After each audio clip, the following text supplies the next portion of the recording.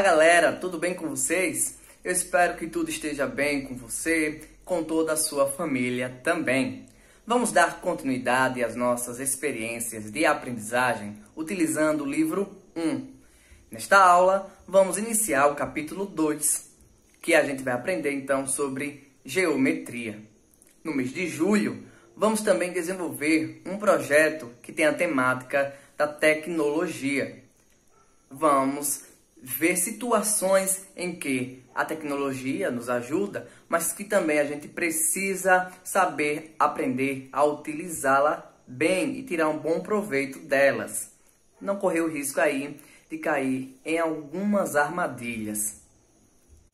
Tendo em vista essa temática, eu separei um pequeno trecho de um desenho animado muito popular em minha época de infância, mas que também não deve ser desconhecido de vocês. Confere aí.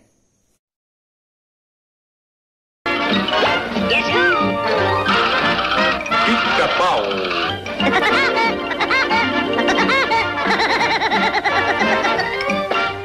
Super vendedor pré-histórico. Eu acho que eu já vou. Ei, amigo, será que nunca ouviu falar em roda? Eu vou lhe mostrar.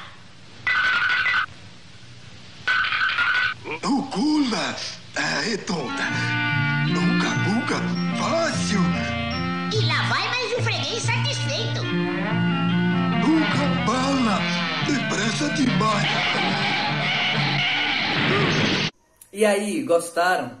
Eu achei bem engraçado e, apesar da história ser fictícia, ela vem mostrar de forma bem humorística que a roda, muito presente nos transportes atuais, ela foi uma grande invenção da humanidade e que trouxe muitos avanços. Entretanto, mesmo sendo uma invenção muito boa, nós precisamos saber utilizar e ter cuidado com as novidades.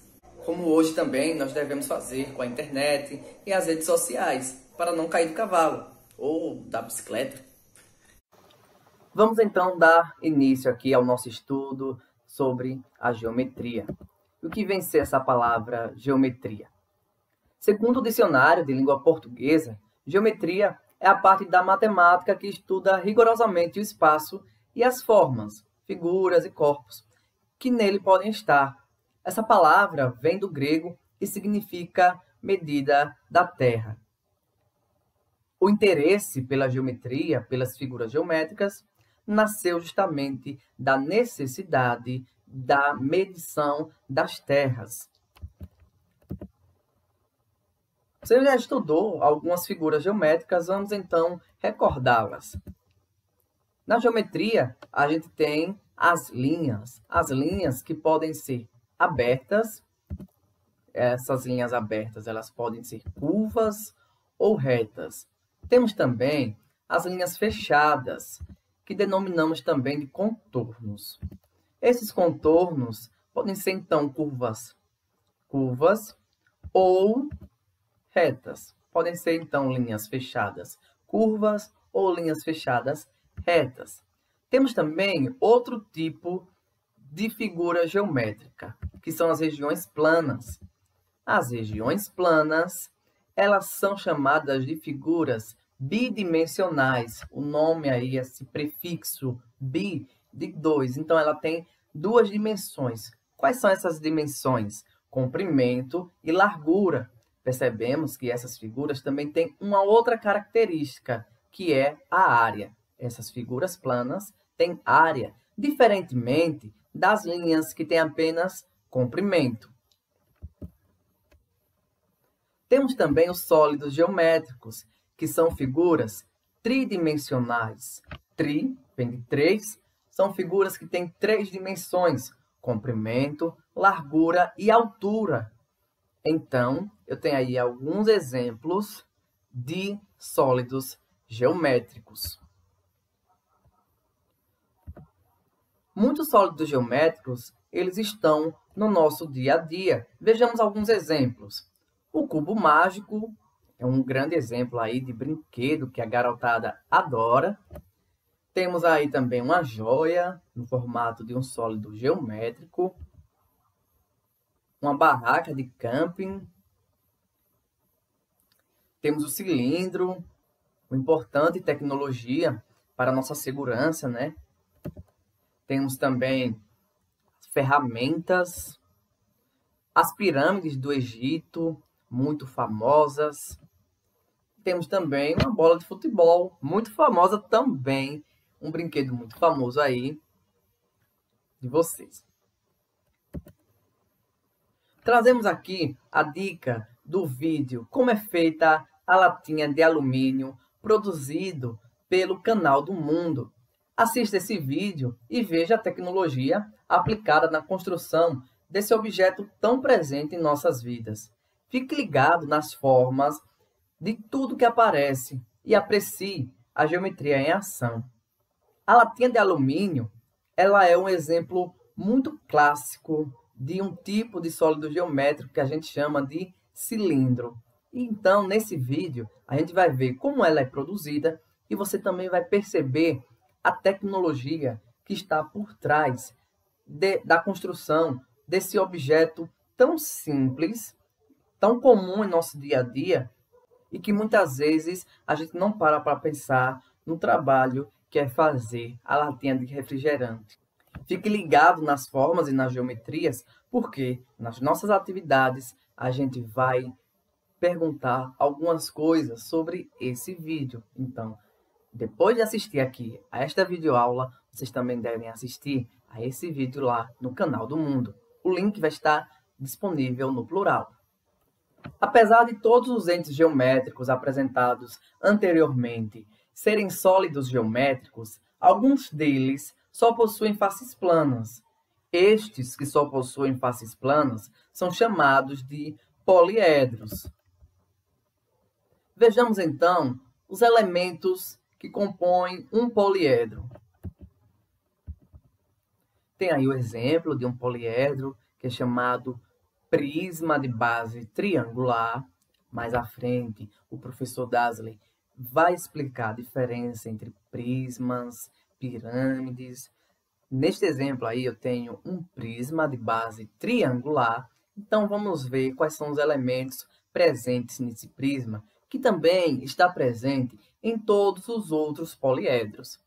Eu tenho esse pontinho aí, o pontinho, esses pontos aqui, eu chamo de vértice. Cada ponto desse eu chamo de vértice. Cada quinazinha aqui, ó, esse segmento de reta, eu chamo de aresta. E as regiões planas que compõem o poliedro, eu chamo de face. Numa linguagem mais informal, eu posso pensar o seguinte, que as faces são as paredes do poliedro, a aresta é o encontro de duas paredes, certo? A quina. E o vértice é como se fosse o bico aqui, ó. Beleza? Os biquinhos que existem nos poliedros. Agora o professor Dasley vai dar continuidade à nossa aula. É com você, Dasley. Olá, pessoal.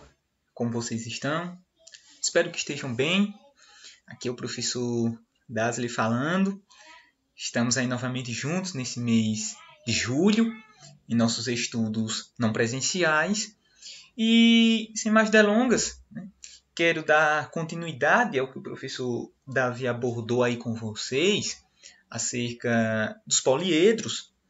E, em particular, quero falar aqui com vocês, nesses nossos estudos, acerca de dois tipos de poliedros que possuem nomes específicos. O primeiro deles está aí no slide, né? São os prismas. E aí, o que é que são esses prismas? O que é que faz com que eles possuem esse nome particular? Primeiro de tudo, né? O prisma ele é um tipo de poliedro que ele possui limitações no que diz respeito às suas duas faces paralelas, uma à outra, e iguais, certo, galerinha? E essas duas faces paralelas, isto é, opostas uma à outra, e iguais, elas vão ser chamadas de bases. Então, essas faces elas podem ter quaisquer formatos. Podem ser no formato de triângulo, no formato de quadrado, de retângulo, enfim, elas podem ter quaisquer formatos, desde que elas sejam iguais, né? Se forem triangulares, então tanto uma como a outra ter o mesmo formato, e assim sucessivamente. E elas vão ser justamente o local, a face de apoio do nosso poliedro, certo? E por isso tem esse nome de base. Já as demais faces laterais do poliedro prisma, elas em geral vão possuir o formato de paralelogramo, certo? E essas faces vão ser aquelas que vão conectar as duas bases. E aí nós temos um exemplo, né? Percebam que esse poliedro aí, ele possui duas faces iguais, que vão justamente apoiar o nosso poliedro. Percebam que justamente essas faces têm um formato de pentágono, né? 5 lados. Percebam que nós temos aí o azul, a região poligonal aí, né? O polígono mais escuro aí em azul, e tem outro que é um pouquinho mais claro, vamos dizer assim, né? Mas isso aí é só questão de perspectiva, certo? E essas duas faces aí, elas têm o mesmo formato, ou seja, o formato de pentágono, e uma é exatamente oposta à outra, certo, galera? Então, justamente, vão apoiar aí o nosso prisma, o nosso poliedro. E vejam que as demais faces aí, dos demais lados do nosso poliedro, que conectam essas duas bases, percebam que todas elas têm um formato de paralelogramo, em particular de retângulo. Então veja que esse tipo de poliedro aí, por possuir essas características, é chamado de prisma. Outro exemplo é esse daí. Perceba que nós temos aí duas bases, né? Essas duas faces aí, né, em formato de triângulo, e vejam que as demais faces, né, que conectam essas duas bases, essas duas faces iguais, no formato de triângulo, as demais faces aí são retangulares, né? São no formato de paralelogramo, essas em rosa aí. Percebam que nós temos o triângulozinho aí em verde, né, que é justamente o ponto de apoio do nosso poliedro, prisma. E as outras aí no formato de retângulo, formato de paralelogramo, que conectam. Então, esse tipo de poliedro aí, nós vamos chamar de prismas. Certo, galera? Guarda essas características aí, são importantes para diferenciarmos aí, né, poliedros em geral desses casos particulares. Outro exemplo de poliedro, que também possui um nome específico, diante de algumas características que vamos ver agora, são as pirâmides, né? Pirâmides, creio que vocês já devem ter ouvido falar, até visto, ou via TV, em algum desenho, em algum filme, né? Pessoalmente, até quem sabe. Já as pirâmides, por sua vez, elas, diferentemente dos prismas, só possuem apenas uma base, ou seja, uma face de apoio. E essa face de apoio aí, essa base, ela pode ter qualquer formato, triangular, quadrangular, no formato de quadrado, pentagonal. E já as faces laterais, diferente dos prismas, que as faces laterais são no formato de paralelogramo, já no caso das pirâmides não. Essas faces laterais, elas têm o formato de triângulos, certo, galera? Então, exemplo aí, né, as pirâmides lá no Egito, percebam que a base de apoio delas, certo? E aí eu trago um exemplo prático das pirâmides, né? Trago aí no outro slide, né, na outra figura, um exemplo matemático dessa pirâmide, a representação matemática dessa pirâmide aí. Certo? Então perceba que a base, a face de apoio da pirâmide, tem um formato aí de quadrado. Certo, galera? Já as faces laterais, certo? Aquelas que partem da base da face de apoio até o ponto aí de partida, essas outras faces aí, elas possuem o formato de triângulo, certo? Então, é isso que vai diferenciar aí as pirâmides dos prismas. Enquanto prismas têm duas bases, duas faces de apoio iguais, já a pirâmide não, só tem uma base de apoio, uma face de apoio, que pode ter qualquer formato. Isso tanto para pirâmides quanto para prismas. Já no caso das faces laterais, lá em pirâmides nós vimos o quê? Que as faces laterais só são paralelogramos, no formato paralelogramos. Para pirâmides, não. O formato é de triângulo. Certo, galerinha? Independentemente se são pirâmides ou prismas, para os poliedros em geral, que são fechadinhos, que não possuem furos, como nós vimos lá no início do professor Davi de sólidos geométricos em geral, há uma relação bem interessante que um matemático chamado Euler, apesar de se escrever aí, como vocês podem ver no slide, Euler, a pronúncia correta é Euler, certo? Não só ele, na verdade outros matemáticos, né? Quem estudar a história da matemática vai ver isso, mas ficou aí ele mais conhecido, né? Então esse Euler, um grande matemático, ele foi um dos que descobriu que a todos os poliedros, trago um exemplo de um paralelepípedo, há uma relação bem interessante que relaciona o número de faces, ou seja, os seus elementos lá, né, primários, né, os elementos principais dos poliedros. Número de faces, número de vértices e número de arestas. E eles perceberam que justamente a fórmula que faz essa relação é essa que está aí apresentada no slide. Né? O número de faces mais o número de vértices é igual ao número de arestas mais 2. Certo? Eles notaram que para todos os poliedros que não possuem furos, né, que não são irregulares, né, essa relação aí entre esses números de faces, vértices e arestas, ela é válida. E aí vamos ver um exemplo prático com esse próprio poliedro que está aí no slide, né, com esse paralelepípedo. Percebo que o número de face dele é 6, se vocês contarem vão ver que dá 6. O número de vértices vocês vão ver que dá 8. E o número de arestas, vocês vão notar aí que dá 12. E se nós fizermos as contas, vamos ver que de fato essa relação ela é válida. Vocês vão perceber que não só para esse tipo de poliedro, mas para outros aí, essa mesma relação também é válida. E por fim, nós, além dos poliedros, certo? Nós vamos ter outros tipos de sólidos geométricos, que são justamente os corpos redondos, certo? Vocês vão assistir um vídeo aí com material complementar que vai falar também melhor sobre isso, né? E relacionar até, inclusive, eles com a tecnologia. E o que vão ser esses corpos redondos, né? O robozinho diz aí para nós o quê? E, além dos poliedros, esses outros sólidos geométricos que rolam ao serem colocados em uma rampa inclinada, eles vão ser chamados de corpos redondos. E aí eu quero trazer para vocês aqui 3 principais, né? Esse primeiro aí, que eu creio que vocês devem saber o nome, né? Já ouviram falar, né? Como é o nome desse? Isso, né? Cone. Né? Nós temos esse outro aí, já ouviram também, não foi? Sabe qual é o nome? Isso mesmo, cilindro. E por fim nós temos esse aí, né? Esfera. Certo, galera? Então percebam que estes 3 aí, se nós colocarmos ele em uma rampa inclinada, né? No caso do cone e do cilindro, se nós colocarmos as laterais deles, certo? Que se eu coloco a base, há uma tendência dele não rolar, porque a base meio que segura ele no plano. Mas se eu colocar a lateral, tanto do cone como do cilindro, em um plano, a esfera não se fala, a tendência é eles rolarem, certo?